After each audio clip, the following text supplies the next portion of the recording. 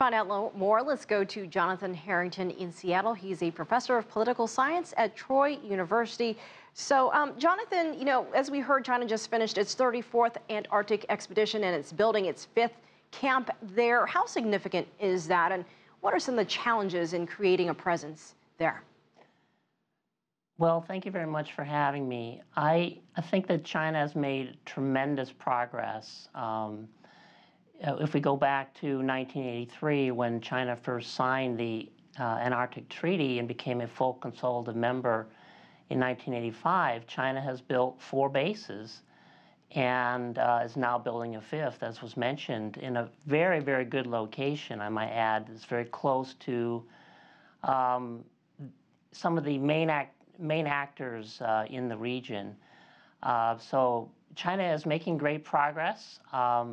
Doing research in the region is expensive, but other countries are pulling back. But China's moving forward and is even spending more money to build its presence. So that being said, you mentioned the investment.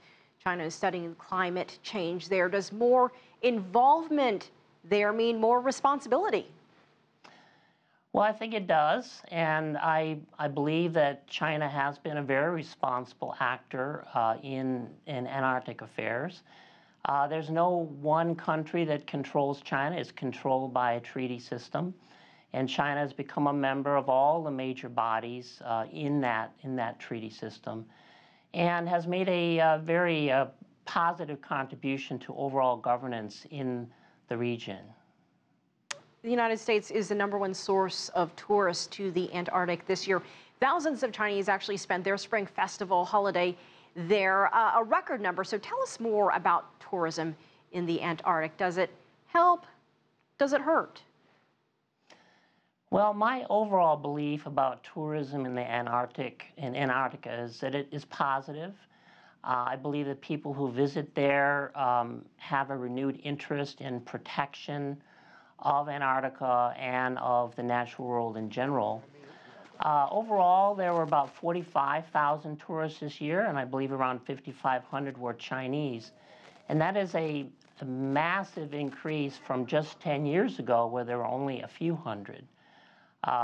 So I think overall it is positive, though I think it's also good that China has passed some new regulations to help to manage the flow of tourism.